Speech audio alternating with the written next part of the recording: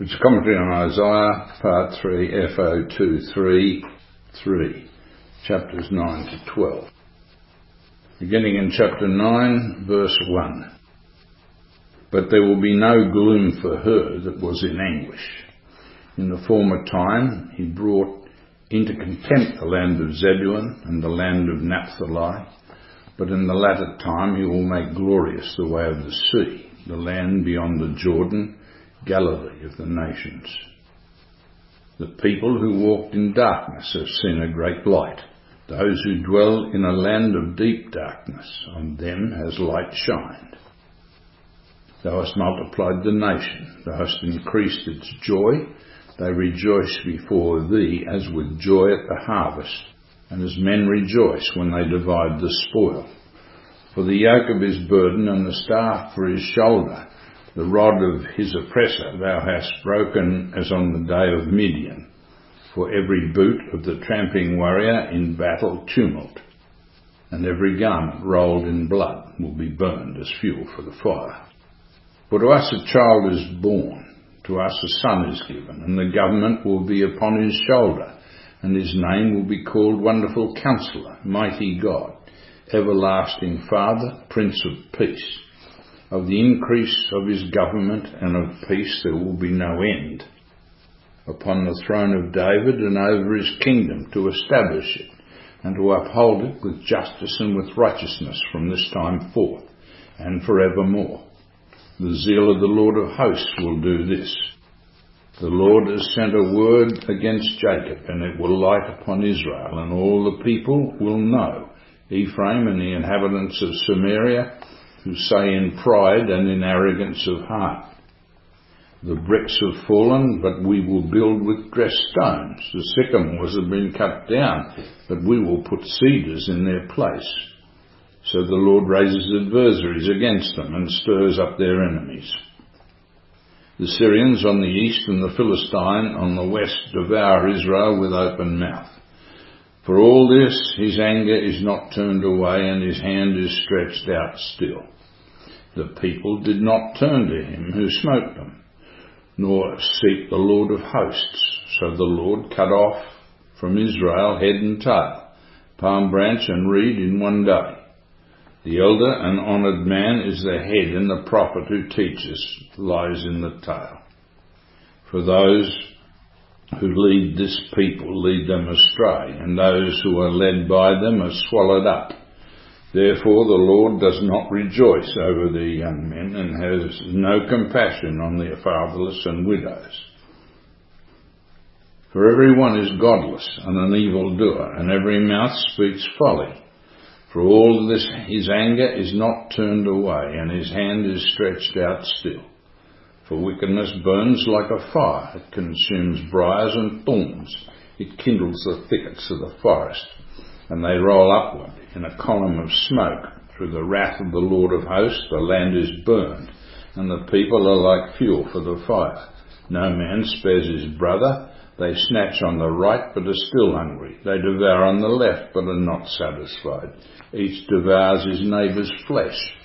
Manasseh, Ephraim, and Ephraim, Manasseh, and together they are against Judah. For all this his anger is not turned away, and his hand is stretched out still. The intent of chapter 9 verse 1. Zebulun, Naphtali, and Issachar occupied the area of what became later Galilee. It was famous for the home of the Messiah and many of the apostles. The way of the sea was the highway from Damascus to the sea, which was the probable route of Assyrian invasion in 733 to 732 BCE. See 2 Kings 15 verse 29, and see also the OARSV note. 9 verses 2 to 7, the Messianic king. Compare 11, 1 to 9. The text describes the coming Messiah as the ideal king. Verse 2, the text is prophecy of the Messiah, and the people who walked in darkness are the people of Judah, Levi, and Benjamin in Palestine, and those of Israel, to whom were sent the apostles from 30 CE. Verse 3, foresees the increase of the nation of Israel and its inheritance as promised to the patriarchs Abraham, Isaac and Jacob. Verse 4, the yoke of Israel's burden, the staff for his shoulder and the rod of his oppressor will be broken in the last days with the establishment of the final rule of the Messiah and the second exodus of Israel. You see that in chapters 65 to 66 and Zechariah 14 verses 16 to 21. Midian, see Judges 7, 15 to 25. 9 verse 6, government, world rule of the Messiah, Prince of Peace, the messianic rule of the millennial system of world peace mentioned in Revelation 20 verse 4, F0665.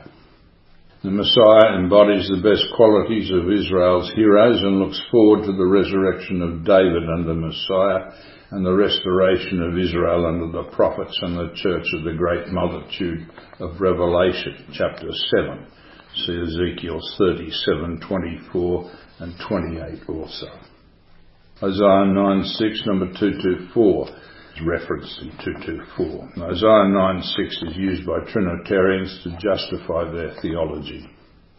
Argument is advanced that by the name given in Isaiah 9:6, the attributes, and thereby co-equality and co-eternality, were conferred on the Son as being the same God, in the case of Trinitarians and Binitarians, or an independent co-eternal God who had co-equality conferred upon him when he agreed to become the son of the other, in the case of the ditheists. However, it was not understood in that light by ancient Israel. The Septuagint, the LXX, renders Isaiah 9:6 as reading the angel of great counsel.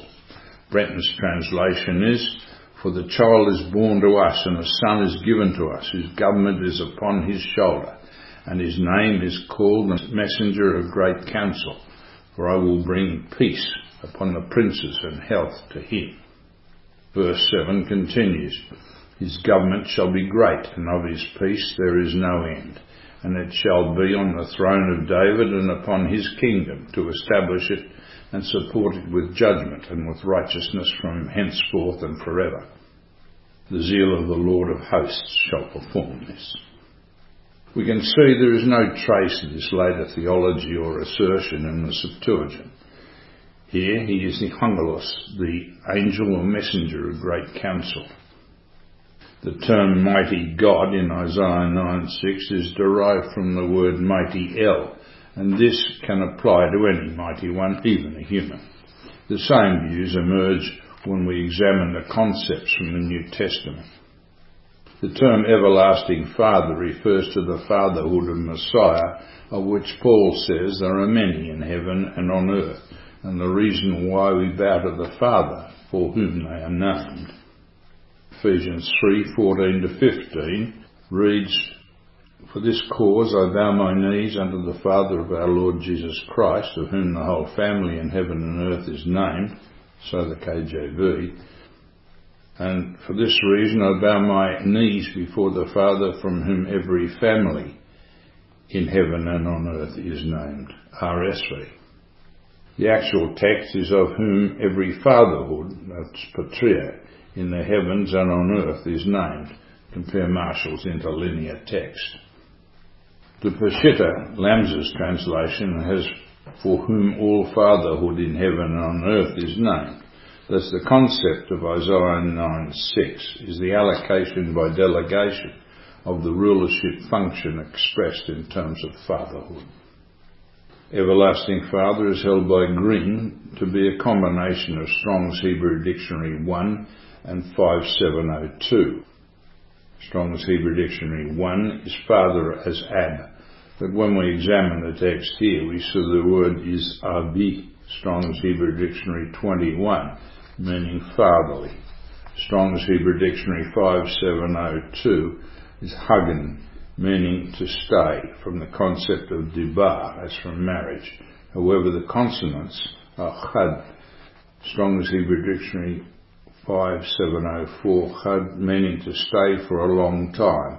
Thus the term here denotes the continuation of fatherly responsibility and not the fatherhood of procreation, which is reserved to God the Father as Creator, as we see from Christ's own comment in the New Testament. Regard us not calling any man Father, as we have only one Father, and he is in heaven.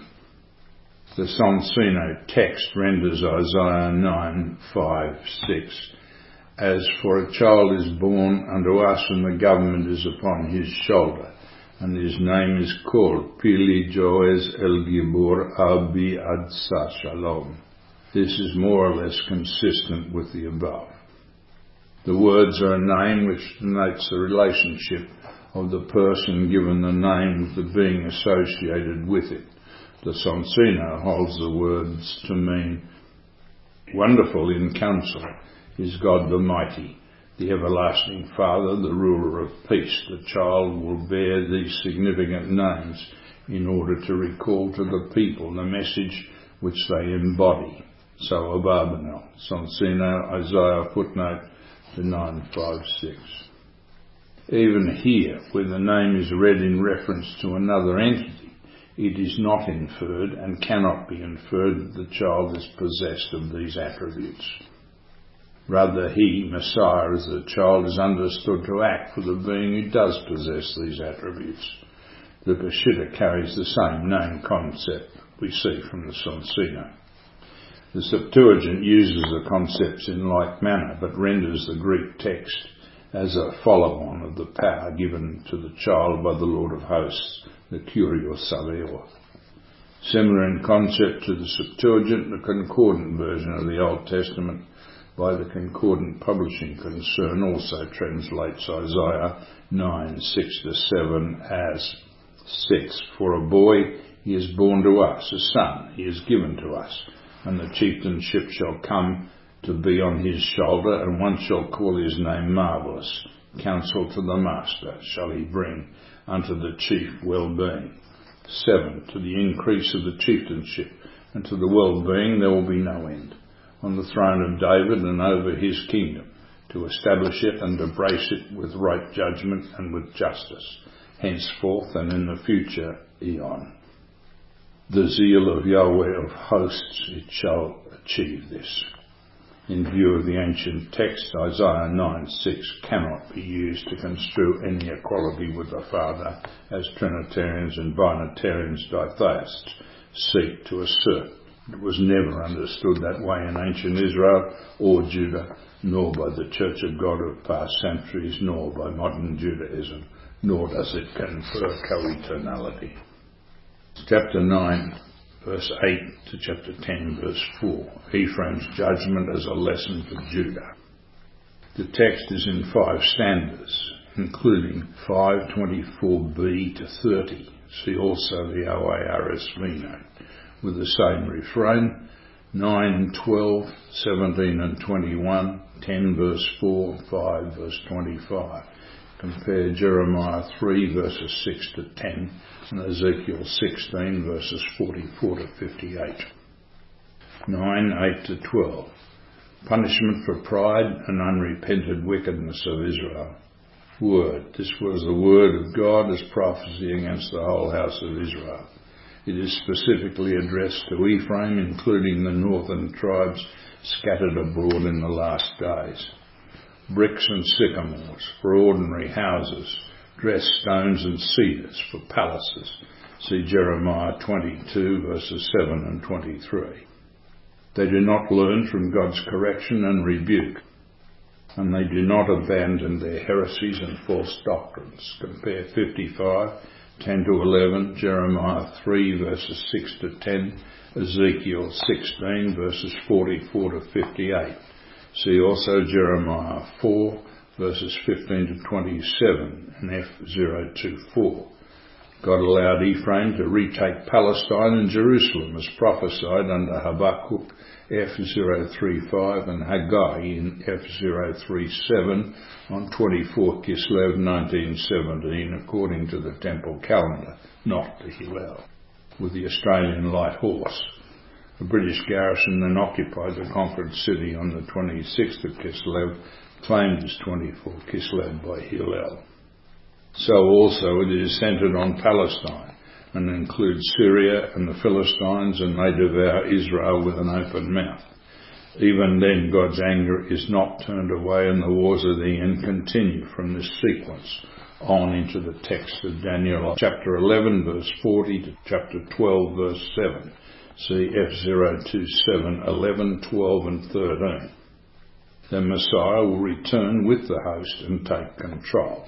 You see that covered under the URL regarding Armageddon. 9:13 to 17.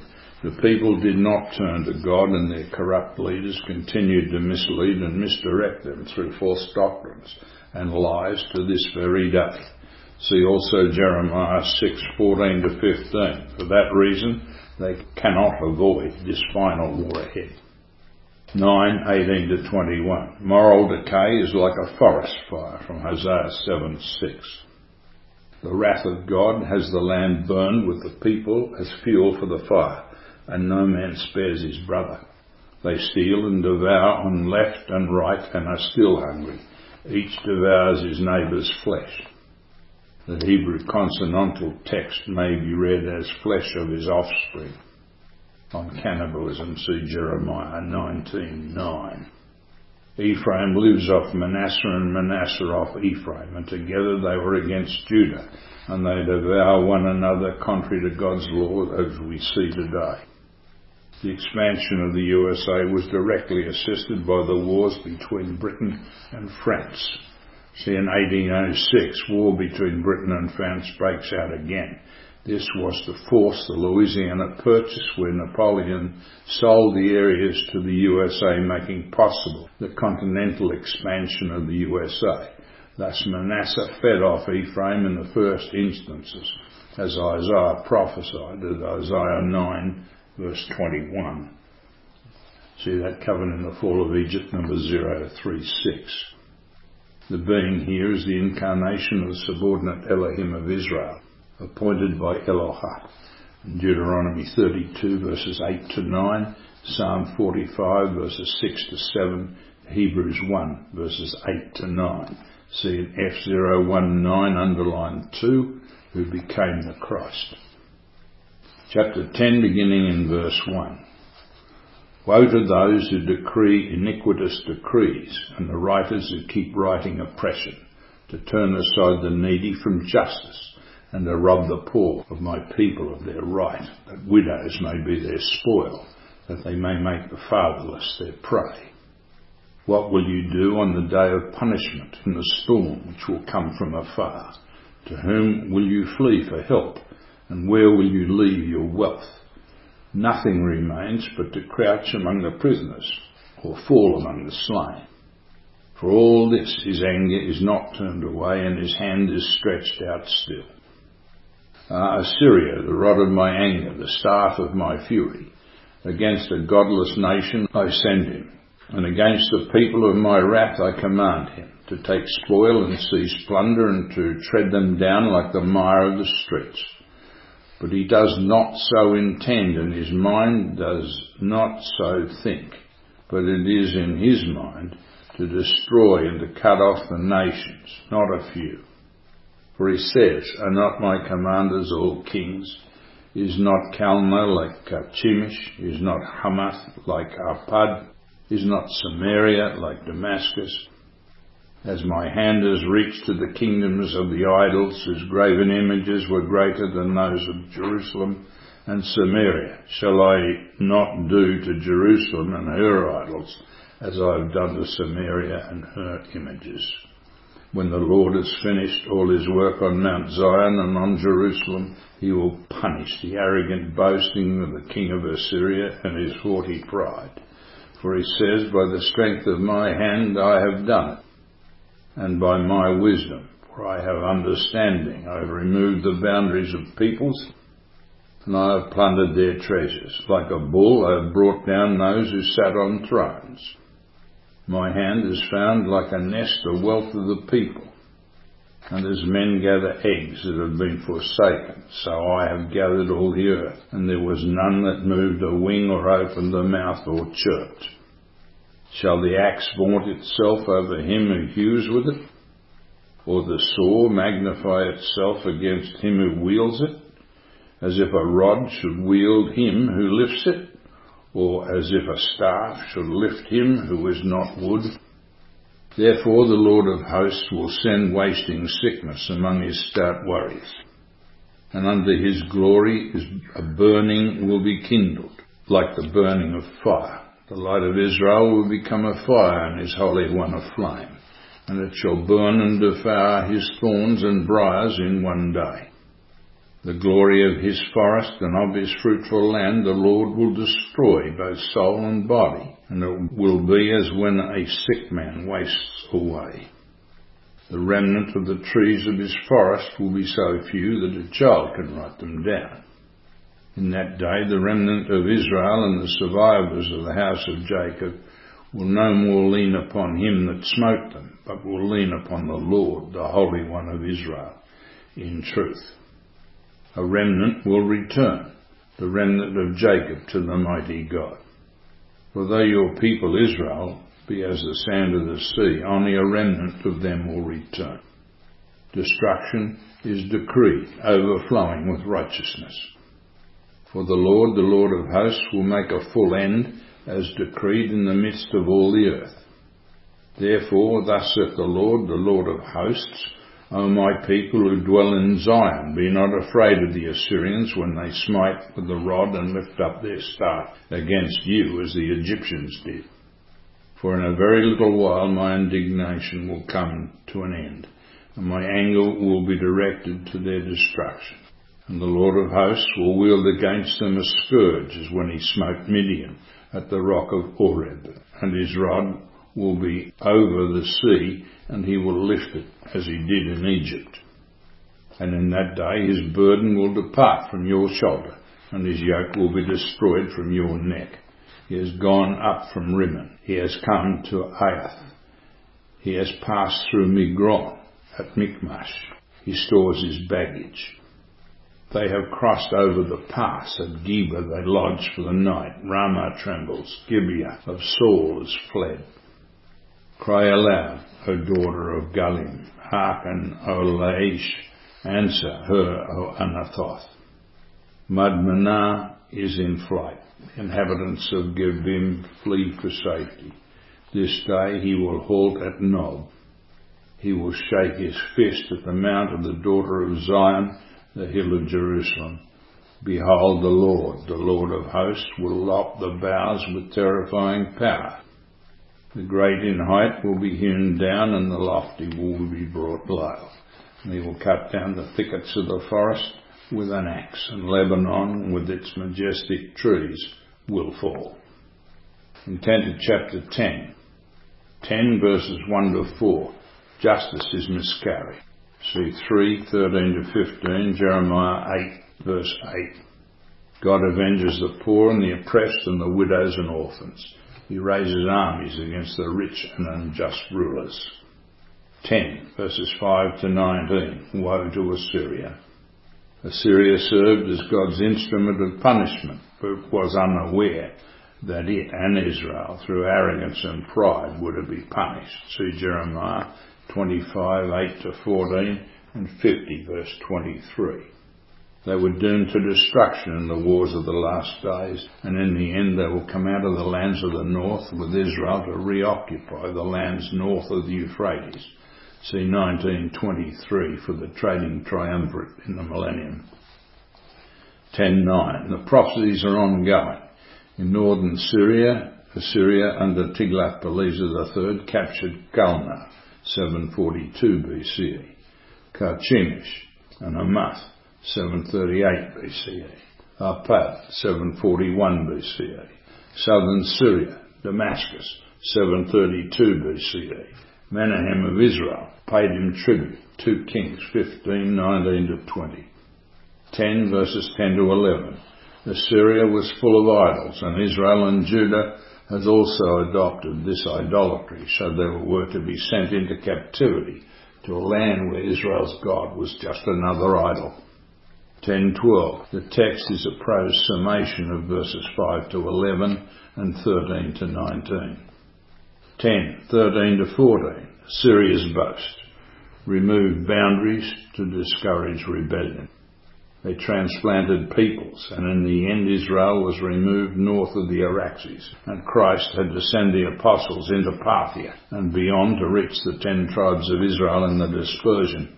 See number 122D, 212E, 212F. See also numbers 122 and 170. 10:15, a rhetorical question recalling verse 5. See 45 verse 9 also. God does as he wishes with those he uses as his instrument. 10 verses 16 to 19, God's vengeance. Verse 16, the Lord of hosts sends a wasting sickness among the warriors and sends the Messiah as a flame, and it will burn and devour the briars and thorns in a single day. The remnant of the nation will be so few that a child can write them down. And this refers to the holy seed mentioned in 6:9 to 13 above. The light of Israel is a reference to God's glory and the Holy Spirit of God working in the host under the Holy One who is the Messiah. See the centrality of Psalm 110 and the build-up. See F019, underline 5, part 3, and the summary. See also 2:10. 29 verse 6. Ezekiel 1:26-28, F026. The effect is that God will ravage Assyria like a forest fire over its sins in the last days. 10:20 to 23. Only a remnant will return. As we saw with the holy seed, only a remnant will be in Israel. So also will only a remnant return with Assyria to the land of Shinar, north of Euphrates. The phrase is the same as the name of Isaiah's son, Shear-Jashub. In 7:3 to 4 it stands as an oracle of encouragement. Here it is an oracle of doom, but is there to show the equality with which God treats the people, not being in respect of persons. 10:22, Sand of the Sea, recalls God's promise to the patriarchs, Genesis 22:17 and 18, compare Romans 9:27. Here the world is to be blessed through Israel because they obeyed the laws of God under Messiah, despite their incessant lapses and idolatry. That is the remnant of the holy seed that survives in the last days for the millennium. In Isaiah, see 4 verses 2 to 3, 6 verse 13, 7 verse 3, 28 verses 5 to 6, and 37:4, 37:31 to 32, compare Micah 4:7, 5 verses 2 to 9, and Zephaniah 2 verse 7. Remnant refers to those remaining after Israel and Judah's punishment, and from whom a great people will arise in the millennial system under Messiah. See Revelation chapters 20 to 21, F0665. During the exile of both Israel and Judah, the remnant was the deported people from Ezekiel 6, verses 8 to 10, Jeremiah 23, verse 3, and 31, verse 7. These are they whom God will bring back and make great, as we see in chapters 65 and 66, and Zechariah 14:16 to 21.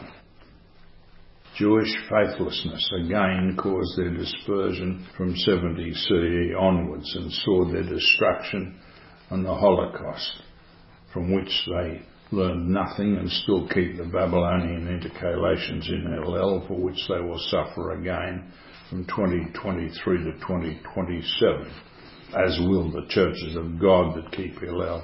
See also Zechariah 8:11 and 14 verse 2, Haggai 1 verse 12. 10 verses 24 to 27c, Oracle of Promise, Horeb, Judges 7:25, F0072, and Rod, Exodus 14 verse 16. 10 verses 27d to 32. The Assyrian invaders, firstly under Tiglath-Pileser III and then Sennacherib, 1 verses 4 to 9, approached from the north to the outskirts of Jerusalem, Jeremiah 6, 1 to 3. This is a traditional northern route that we have seen many times, and to the last days. For the southern route, see Micah 1, 10 to 15, 10, 33 to 34. The Lord as forester will cut down Assyria and then re-establish it. See 19 verse 23. Chapter 11, beginning in verse 1. There shall come forth a shoot from the stump of Jesse, and a branch shall grow out of his roots. And the Spirit of the Lord shall rest upon him, the Spirit of wisdom and understanding, the Spirit of counsel and might, the Spirit of knowledge and the fear of the Lord, and his delight shall be in the fear of the Lord. He shall not judge by what his eyes see, or decide by what his ears hear. But with righteousness he shall judge the poor, and decide with equity for the meek of the earth. And he shall smite the earth with the rod of his mouth, and with the breath of his lips he shall slay the wicked. Righteousness shall be the girdle of his waist, and faithfulness the girdle of his loins. The wolf shall dwell with the lamb, and the leopard shall lie down with the kid, and the calf and the lion and the fatling together, and a little child shall lead them. The cow and the bear shall feed, their young shall lie down together, and the lion shall eat straw like the ox. The sucking child shall play over the hole of the asp, and the weaned child shall put his hand on the adder's den. And they shall not hurt or destroy in all my holy mountain. For the earth shall be full of the knowledge of the Lord as the waters cover the sea. In that day the root of Jesse shall stand up as an ensign to the peoples. Him shall the nations seek, and his dwelling shall be glorious. In that day the Lord will extend his hand yet a second time to recover the remnant which is left of his people. From Assyria, from Egypt, from Pathros, from Ethiopia, from Elam, from Shinar, from Hamath, and from the coastlands of the sea. He will raise an ensign for the nations, and will assemble the outcasts of Israel, and gather the dispersed of Judah from the four corners of the earth. The jealousy of Ephraim shall depart, and those who harass Judah shall be cut off. Ephraim shall not be jealous of Judah, and Judah shall not harass Ephraim. But they shall swoop down upon the shoulder of the Philistines in the west, and together they shall plunder the people of the east. They shall put forth their hand against Edom and Moab, and the Ammonites shall obey them. And the Lord will utterly destroy the tongue of the sea of Egypt, and will wave his hand over the river with his scorching wind, and smite it into 7 channels, that men may cross dry-shod. And there will be a highway from Assyria for the remnant which is left of his people, as there was for Israel when they came up from the land of Egypt. Intent of chapter 11. 11, 1 to 9, Messiah as king. Compare 9, 2 to 7 in the note. See the notes on the original oracle. 1 to 3a. The Messiah will manifest the rulership of Israel's great kings and leaders. He was to appear in 2 phases, as we see from the atonement sequence, as the priest Messiah and as the king Messiah in the last days. See Revelation chapters 20 to 22. See also Giza Vermes and Dead Sea Scrolls in English. 11 verse 1. The Messiah is the root of Jesse, David's father. See 1 Samuel 16, 1 to 20. Verse 2. To these 6 gifts of the Spirit the Septuagint adds piety. 11, 3b to 5. Wisdom and justice. 5 verse 7. Were traditionally associated with the just king, and the Messiah embodies the characteristics of the subordinate Elohim of Psalm 45. See also 1 Kings chapter 3 and Psalm 72, F019 underline 2. 11, 6 to 9. The reign of Messiah under the millennial system will see nature restored to order. Ezekiel 47, 1 to 12. Verse 9, my holy mountain. See 65, 25 and Ezekiel 20, verse 40. 11, verses 10 to 16. The Messiah, termed here the root of Jesse, shall stand as an ensign to the people. See also verse 1. 11, verses 11 to 16. This period is of the millennial restoration after the return of the Messiah, F0665. This refers to the second Exodus, which is also stated in chapters 65 to 66 at the final restoration. The remnant will be recovered from Assyria and from Egypt, including Pathros, which is in Upper Egypt, from Shinar, which is Babylonia, and to which regions Assyria will be returned from the North Country and Europe. The coastlands, and not just from the Aegean Sea coast and islands, they're also brought back from Sinim, as we see from Isaiah 49:12, which is identified with China but often mistranslated as Syene. It is a far-off land and really cannot be Aswan in Egypt. The Septuagint associates it with China, as do many Bibles and Young's Concordance. Strong lists them as an unspecified people. Sinai is the Latinized term for the Queen of China. Verse 12. Messiah raised an ensign for Israel and Judah and gathers them from the four corners of the earth. See also chapters 65 to 66. Verse 13. Judah and Israel will be reunited and dwell in harmony under the law and the covenant, as we will see.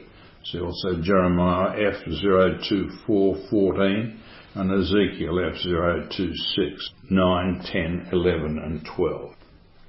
Verse 14. All of the lands in either side of the Jordan shall be incorporated in the restored Israel. 11:15. The tongue of the Red Sea will be destroyed in the earthquake at the return of the Messiah to the Mount of Olives. Zechariah 14, verse 4. The river of the Euphrates will be split into 7 channels and men will walk over dry shod, which is now effectively the case. Verse 16. There will be a highway from Assyria as there was from Egypt for the first Exodus. Chapter 12. You will say in that day, I will give thanks to thee, O Lord, for though thou wast angry with me, thy anger turned away, and thou didst comfort me. Behold, God is my salvation. I will trust and will not be afraid. For the Lord God is my strength and my song, and he has become my salvation. With joy you will draw water from the wells of salvation, and you will say in that day, give thanks to the Lord, call upon his name, make known his deeds among the nations, proclaim that his name is exalted. Sing praises to the Lord, for he has done gloriously. Let this be known in all the earth. Shout and sing for joy, O inhabitant of Zion, for great in your midst is the Holy One of Israel. Intent of chapter 12. 2 songs conclude this first section of the book of Isaiah. Verses 1 to 3, the Song of Deliverance, compare Psalm 116, 1a and 4, a liturgical rubrics, verse 2b, Exodus 15:2, Psalm 118:14. Verse 2, the water from the well of salvation is the Holy Spirit, covered in number 117, given to the church at Pentecost 30 CE on the death and resurrection of Messiah. Verse 3, the elect are to partake of the waters of the Spirit, which is referred to as waters. 12, verses 4 to 6, the song of thanksgiving. Shout and sing for joy. Zephaniah 3:14. In your midst, God in his temple. Holy One, see 1 verse 4. What follows now are Bullinger's notes on chapters 9 to 12, those using the KJV.